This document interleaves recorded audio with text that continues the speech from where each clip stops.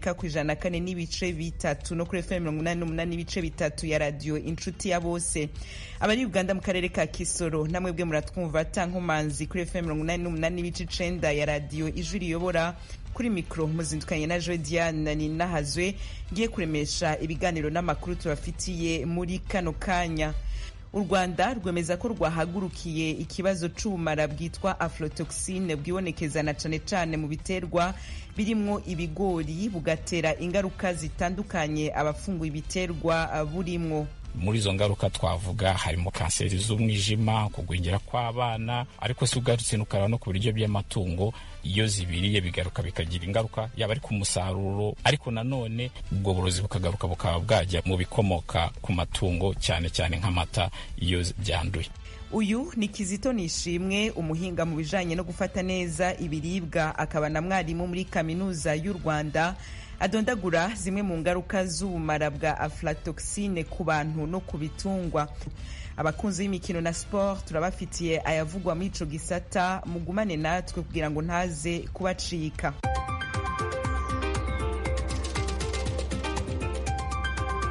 Imbere yo kuja kw'idonido y'amakuru yose duce ku masonga, reka ariko mugenzi wacu Aloyize Bigirimana abanza tubwira agezo hirya nino kw'isi. Aloyize, mwaramutse, mikro ni gwawe.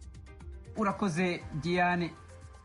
Perezida wa Leta Zunze Ubumwe za Amerika Donald Trump hamwe n'umudemokrate bahiganirwa intebe ya perezida Joe Biden ejo ku munsi w'Imana barabandanije imyiyamamazo mu mareta bizeyemwo amajwi menshi. Ni mu gihe kuri wa kabiri ariryo sango ry'igihugu ry'amatora azogaragaza ugiye kuzomara iyindi myaka 4 muri perezidanse ya Amerika. Perezida Donald Trump yaragendeye leta ya Michigan aho yaronse amajwi arenga 11,000 mu 2016 igihe yatsinda umudemokrate Hillary Clinton, ariko ibiharuro byerekana ko Biden aza imbere yiwe mu mareta ya Michigan, Wisconsin na Pennsylvania, amareta asanzwe azwi ko ari ay'abademokrate, aho Trump yatsindiye mu myaka iniheze, ariko ubu Biden yizigiye kuyigarurira. Bompi uko ari babiri baragendeye kandi ayo mareta 3 kuwa gatandatu no kuw'Imana. Inyuma ya Michigan, Perezida Trump yari yamamarije mu yandi mareta 4 barwanira amajwi ariyo Iowa, aho ibiharuro byerekana ko Biden aza imbere mu majwi. Yaciye yerekeza muri Carolina y'uburaruko, intara ya Georgia hamwe na Florida, amareta 3 Trump yatsinzemwo mu 2016, asa n'ayazokwihindukiza mu matora y'ejo kuwa kabiri. Ibiharuro fata kibanza ku rwego rw'igihugu bibandanya byerekana ko Joe Biden azi imbere ya Perezida Trump ku majwi 8%. Gushika ejo hagati y'umunsi w'Imana, abanyamerika barenga 1,093 nibo bari bamaze gutora, hafi 2/3 by'abatoye mu 2016. Muri Cote d'Ivoire, abakuru b'imigambi itavuga rumwe n'ubutegetsi ejo kuw'Imana barasavye ishingwa rya leta mfata kibanza y'abasivile muri leta ya Perezida Alassane Ouattara y'inyuma y'amatora. Ni nyuma y'umunsi umwe habaye amatora batitabiriye biyamiriza manda ya gatatu yiwe. Komisiyo y'amatora muri Cote d'Ivoire yaratangaje ibiharuro by'ibanze vyerekana ko Ouattara azi imbere ivyari vyitezwe n'abatitabiriye ayo matora. Pascal Affi N'Guessan atavuga rumwe n'ubutegetsi yavuze ko batavuga rumwe n'ubutegetsi hamwe n'imigwi ya politike basaba ishingwa rya leta mfata kibanza irongowe n'abasivile. N'Guessan yavuze ko batemera amatora kandi bemeza ko ibiringo vya Ouattara byo kuba perezida byarangiye, agasaba abanyagihugu kuvyiyamiriza. Ntaco leta canke umugambwe uri ku butegetsi baravuga kuri ibyo byashyikirijwe n'abatavuga rumwe n'ubutegetsi.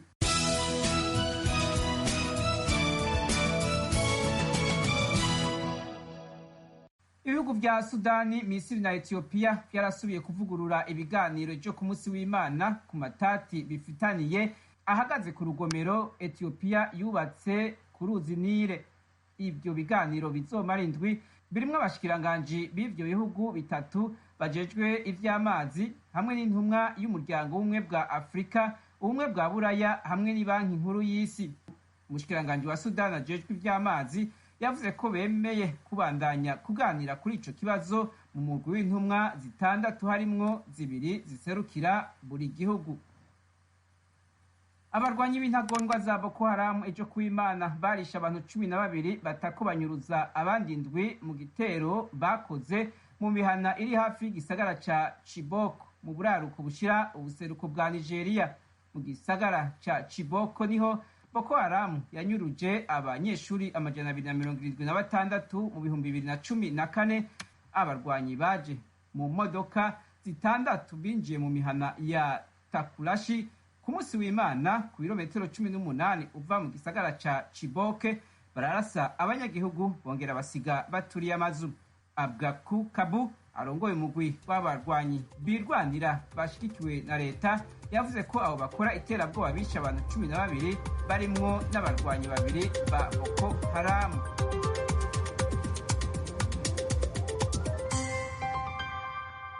Aloise Bigirimana, urakoze kuri aya makuru yose y'ijya nino ku isi uhejeje kudushikiriza.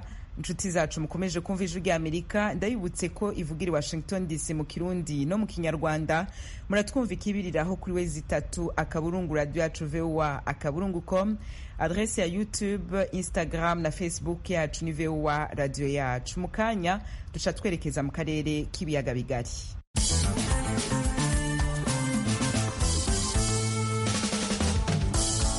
Nongere ndabahe ikaze ndanabipfuriza igitondo ciza abakunzi b'ijwi rya Amerika.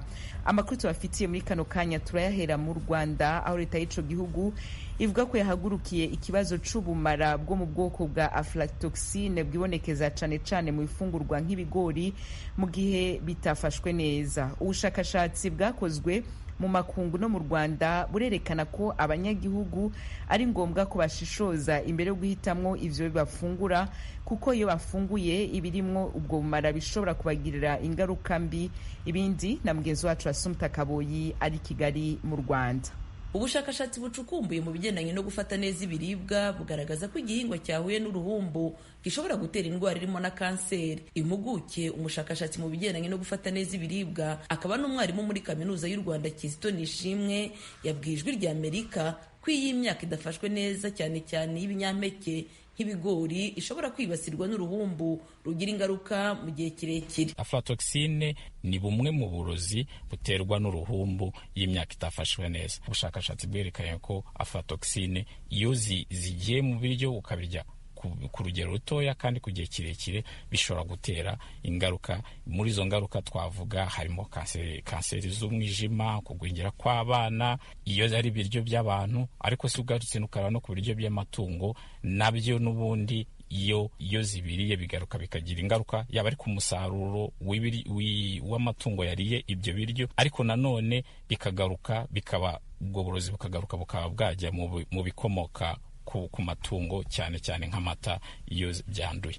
Uyu mushakashatsi asobanura ko uruhumbu rukunze kwibasira ibinyampeke cyane cyane ibigori, amasaka, umuceri ndetse n'ubunyobwa mu gihe bitafashwe neza kuva mu ihinga kugeza imyaka isaruwe ndetse igeze no ku isoko. Impuguke Kizito Nishimwe yumvikanisha ko uburyo abaturage bakwirinda ubu burozi ari ukubanza gupimisha umusaruro wabo bakamenya neza ko nta bihumanya bya aflatoxine biri mu musaruro wabo.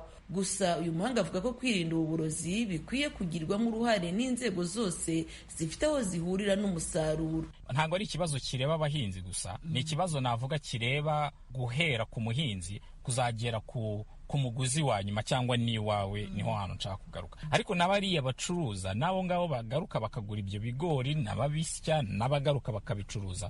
Urumva izo ngamba zose zo gufata neza mbere yuko bigera ujya kubigura iwawe, nawe iwawe nunabigura ukagura ibiri 10 ukagaruka ukabifata neza. Ikibazo gishobora kudaturuka ku muhinzi, ntigituruke kuri wowe wenda wanabigurishije, ariko ugasanga wenda wa mucuruzi niwe wadohotse ntabifate neza, ugasanga n'ubundi bigeze hahandi ku mumwe wa nyuma agize ikibazo. Abashakashatsi batandukanye basuzumye iki kibazo bemeza ko ingaruka za aflatoxine zitagaragara ako kanya uwari ibyo biryo bihumanya kibirangiza, kuko mwarimu Nishimwe yasobanuye ko ari ikintu ushobora kubana imyaka myinshi ingaruka zitaragaragara. Nubwo nta gihe kirashira hatangiye kuvuga ubu burozi bw'uruhumbu, leta isobanura ko yatangiye guhura n'iki kibazo mu myaka 10 ishize. Madame Irimine Kamarabo, umuyobozi w'ishami rishinzwe gufata neza umusaruro mu kigo cy'igihugu gishinzwe ubuhinzi n'ubworozi RAB, yabwiye radiyo Ijwi ry'Amerika ko ikibazo cy'urwo ruhumbu bakibonye nyuma y'aho leta y'u Rwanda itangije umugambi mugari wo guhinga ibigori ku buso bunini ndetse n'ubuhanga mu guhinga bugenda bwiyongera. Uyu muyobozi asobanura ko nyuma y'aho bigaragariye ko aflatoxine ari ikibazo, leta yatangiye ingamba yo guhangana nayo. Habayeho kongera ibikorwa remezo byo kugira ngo ibihingwa byanikwe neza, kuko ikibazo cyo kwanika nabi wa musaruro kiri mu kibazo gikomeye gitera kwiyongera se cyangwa kubaho kwa ya aflatoxine. Hubatswe ihangari basharikamo, kuko ikigori iyo cyanitse gicuritse gifiteho amababi, burya iriya mababi kibabi cya nyuma basigaho kiyirinda amahuhezi ashobora kwinjiramo kandi bikagifasha kuma neza. Hangari zagiye zubakwa mu gihugu hose yo kumisha ibigori ariko hifashishijwe imashini. Ntabwo nanone uzamara kubigira ifungo ishyire hariya ijye ahantu hari imidite uvuge ngo ntabwo iyo ifu izagira ikibazo. Niyo mpamvu bigusaba ngo na wa wundi wabiguze, na wa wundi wifunikiye, nawe arasabwa kubyitaho kugira ngo bitazavaho bigira ubwo bwandu, kandi mu by'ukuri byari bigeze byaragimaze kurenga ibyiciro byinshi bitandukanye yari afitemo ibyago byo kuba byakwandura.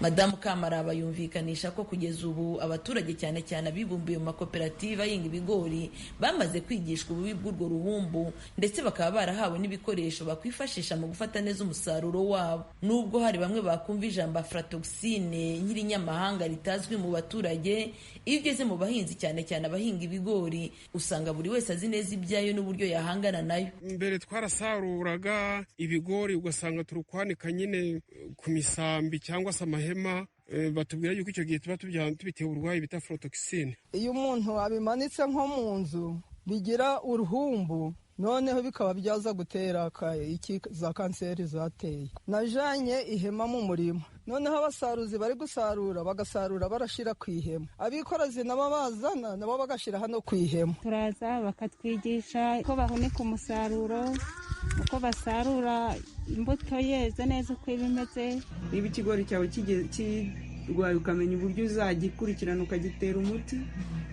hanyuma ugasarura ikigori kimaze guhindura cyageze gucurama, ugasarurira mu bikoresho bifite isuku, ukanika muri hangari cyangwa ku mahema ukabisharika. Ibigori byamara kuma ukabikura kuri ya mababi muri ya hangari, ushyira mu mifuka myiza. Kuva iyi gahunda yashyirwamo imbaraga, buri mwaka leta ishora amafaranga menshi yo guhangana n'ubu burozi bwibasira ibinyampeke cyane cyane igihingwa cy'ibigori. Mu ngengo y'imari y'uyu mwaka, Minisiteri y'Ubuhinzi yateganije amafaranga asaga miliyari 10 azashorwa mu bikorwa byo gufasha abahinzi gutunganya umusaruro wabo. Kugeza ubu ntiharamenyekana ingaruka zaba zaratewe no kurya ibinyampeke bidatunganijwe neza, bikaba byazana uburozi bwo mu bwoko bwa aflatoxine mu mubiri w'uwariye ayo mafunguro ahumanye. Assumpta Kaboyi, Ijwi ry'Amerika, i Kigali. Turabaramukije bakunzi namwe banywanyi b'Ijwi ry'Amerika. Mu ntumbero yo kuronka amakuru y'imvaho kandi agezweho dushobora gusangiza n'abanywanyi bose, ni ngombwa ko tubandanya gukorera hamwe mu kuronka amakuru yizewe kandi twosangiza abatwumva. Kubera iyo mvo, Ijwi ry'Amerika ribasaba ko mwobandanya kudushikiriza amakuru, amafoto, amavideo y'ibibera aho mutuye, aho mukorera, aho mwiga n'aho mugendera. Mudushikiriza n'ibindi vyiyumviro n'ivyifuzo mufise byo dufasha kubandanya tubashikira ku nyota y'ibibaraje ishinga mukoresheje urubuga rwa Facebook VOA Radio Yacu canke inomero yacu ya WhatsApp ikurikira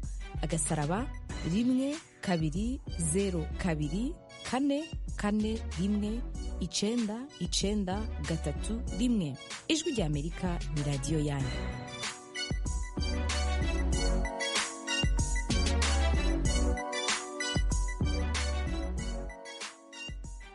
Ubu naho ni wa mwanya w'imikino na sport. Turahera mu gihugu c'u Burundi, ahejo kwa Mungu ihiganwa ry'umupira w'amaguru ryasozereye indwi igira iya munani. Umurwi wa Olympic Star wo mu ntara ya Muyinga uracari mu kibanza ca mbere. Ihiganwa naryo ry'incungu z'u Burundi ryatahukanywe na Rukinzo muri volleyball be na Dinamo mu bagabo. Mugenzi wacu Desire Hatungimana aratubwira ibindi kuri no mikino.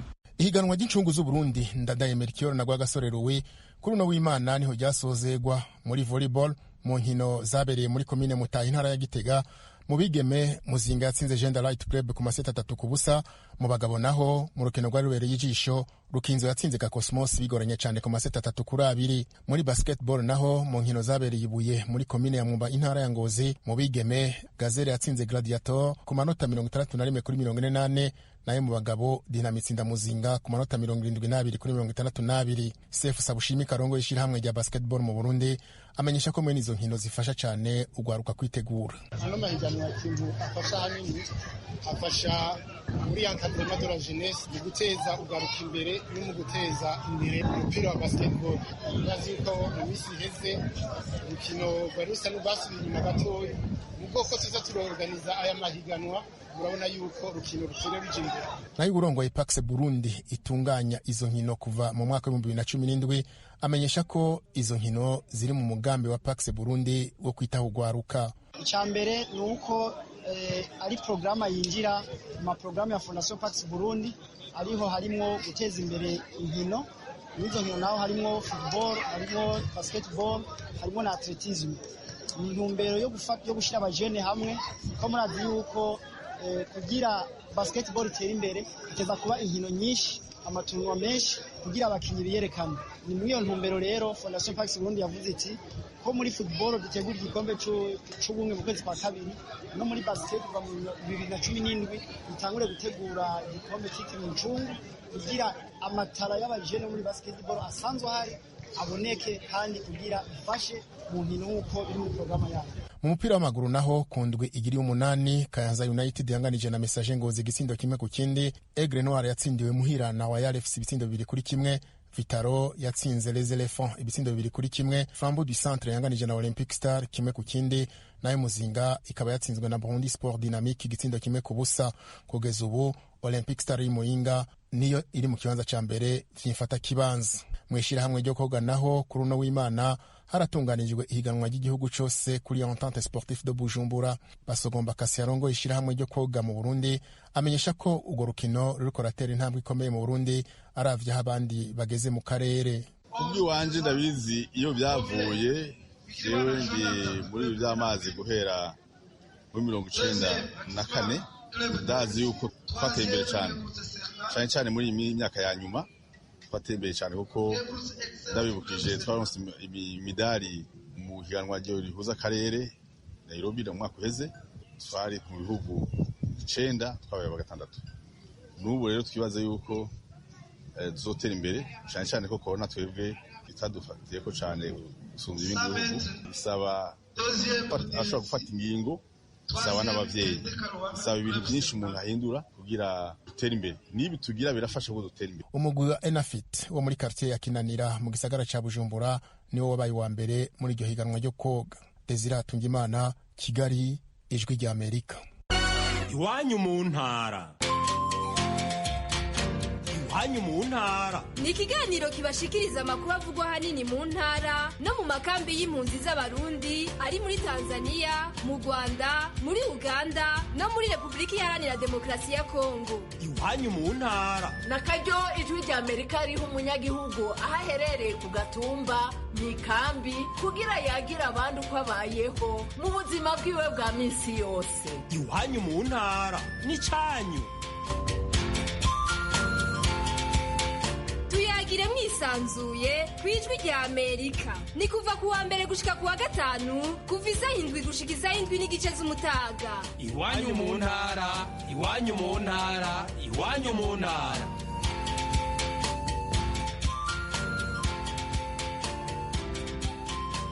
Desire mu Rwanda naho ekipe ya UTB Volleyball Club mu bakobwa na APR Volleyball Club mu bagabo ku munsi wa gatandatu niyo yegukanye ibikombe vya championnat mu mukino w'intoke wa volleyball.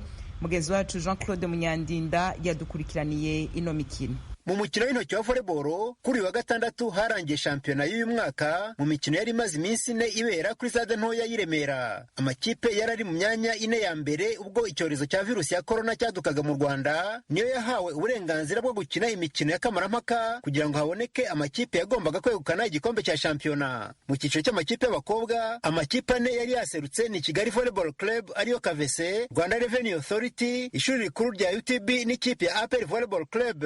Mu bagabo amakipe yahataniraga igikombe ni Gisagara Volleyball Club, Reg Volleyball Club, APR Volleyball Club na UTB.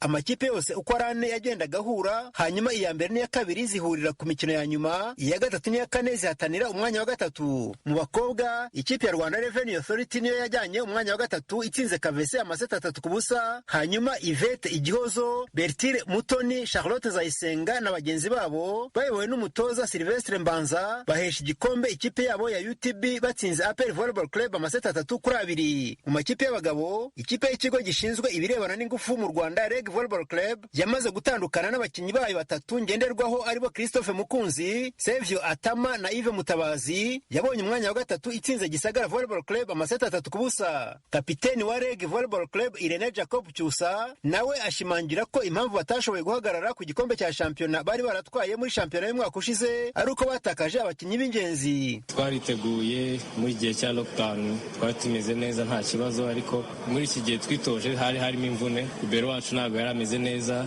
nanjye ubwanjye hari n'abakinnyi amakontra yagiye arangira tutari kumwe ubu ngubu bakomeye senior players, haba harimo icyuho kigaragara. Nibyo dufite effective, ariko abahari ntabwo ari bamwe babanzagamo, so kugira ngo icyo cyizere kigende kizamukora nako byatwaye igihe kigarutse kuri match ya nyuma. Rero umukino wa nyuma wahuje ikipe ya UTB Volleyball Club na APR Volleyball Club wari umukino w'ishiraniro hagati y'abatoza babiri bakomoka mu karere kamwe ka Gisagara, aribo Eri Mutabazi wa APR Volleyball Club na Fidel Nyinimana wa UTB. Veniste Gatsinzi, Pacifique Iradukunda, Theoneste Rwahama, Vincent Bonigaba na bagenzi babo bo muri APR Volleyball Club bitanze batizigamye batwara igikombe batsinze UTB Volleyball Club ya Olivier Ntagengwa, Nelson Murangwa na bagenzi babo amaseti 3-2. Umutoza wa APR Volleyball Club Elia Mutabazi utwaye iki gikombe adatsinzwe umukino n'umwe avuga ko kwegukana intsinzi nawe byamutunguye. Ibyishimo urabyumva, n'ibyishimo ntabwo twateganyaga ko twatwara kino gikombe ugereranyije n'amakipe ukuntu ameze n'abakinnyi bafite na experience. Ntabwo expectinga ko twatwara igikombe, twari dushaka gukina gusa kugira ngo duhe icyo twakwita hard time. UTB uko irakomeye cyane national team cyangwa national team, badushyiraho pressure kubera ko bari baturi imbere. Noneho ndababwira ni rero morale bari hejuru, gutangira ya kane reka dushaka uburyo tugenda gake gake tubageze gake gake baraza gukonja twe tuzamure natwe morale. Ntabwo tubuza kuzamura morale cyane rimwe nabo kandi bo bari hejuru, reka tugende gake gake tugiye tuzamo gake. Nibyo byabaye, turishimye, igikombe ni icyacu, turishimye nta kintu narenza. Icyatangaje benshi muri iyi mikino ya volleyball ni uko imvura yagwaga abakinnyi bagasohoka mu kibuga kubera ko igisenge cya stade ntoya y'i Remera cyavaga. Yari Claude Munyandinda i Kigali.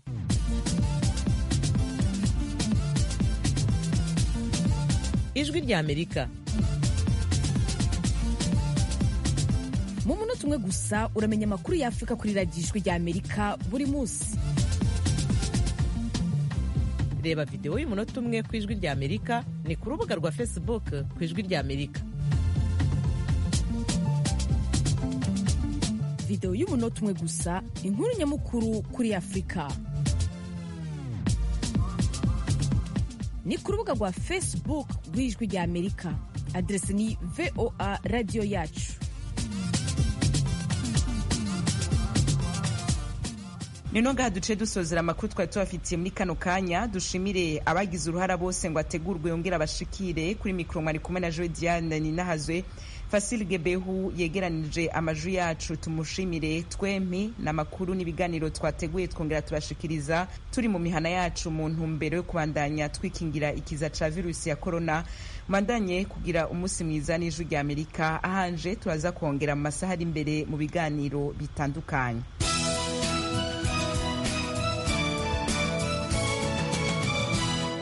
Radio Ijwi rya Amerika irabashikiriza ivyumviro ku ngingo nyinshi zitandukanye. Iri ni ijambo ry'intangamarara ribashikiriza imigabo n'imigambi ya Leta Zunze Ubumwe za Amerika. Muri Venezuela, Perezida Nicolas Maduro ari ku butegetsi binyuranye n'amategeko co kimwe n'abagize leta yiwe bakomeje kwanka kurekura. Imwe mu mikenyero bafashe ngo vyanke bikunde bumire kuri ubwo butegetsi harimo gusibanganya inzira yose y'icitwa demokarasi. Maduro akarorero arategekanya nko kwiba amatora y'abashingamateka azoba itariki ya 6 y'ukwezi kwa 12 no mwaka. Aka kakaba ari kamwe mu burorero sindamusiga ko mugambi wiwe wo kumira ku butegetsi. hagati aho reka twibutse ko igenekerezo rya mbere ukwezi kw'indwi uno mwaka ari umurwi ujejwe gutunganya amatora muri Venezuela wavuga ko amatora azoba mu kwezi kwa 12 itariki zitandatu. Perezida Juan Guaido afatwa nk'uwifata kibanza kandi yemewe n'amategeko. Ivyo bigitangazwa yaratanze ku mugaragaro ivyemeza vy'uko uwo murwi washizeho mu manyanga atawo wizera, bitumwe nuko abawugize bose bagenywe n'umushingwamanza mukuru wa Venezuela ari mu kwaha kwa Maduro. Ibi bigatuma abanyevenezuela bose batemera Maduro bashobora kutazokwitabira amatora yo mu kwezi kwa 12. Kuri no dosiye nyene mwomenya ko abagize imigambwe 37 itavuga rumwe n'ubutegetsi muri ico gihugu co kimwe n'amashirahamwe adakiranira inyungu za politiki agera ku 107 bo bamaze kuvuga ko batazokwitabira ayo matora yo mu kwa 12 mu ntumbero yo gushigikira Perezida Guaido.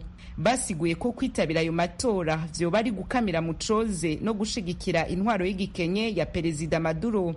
Kurundi ruhande ariko mu kwihora no gutoba ugusenyera ku mugozi umwe kuranga imigambwe itavuga rumwe n'ubutegetsi muri Venezuela, Perezida Maduro ari ku butegetsi binyuranye n'amategeko yaciye asubiriza indongozi zimwe mu migambwe ifati ya mbere mu itavuga rumwe nawe n'abamuyoboka.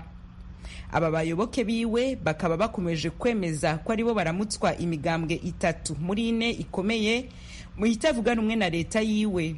Imanza zose zashinzwe kuri ico kibazo c'imigambwe zaheze umushingwamanza mukuru w'igihugu avuze ko zitsinzwe n'abayoboke ba Maduro.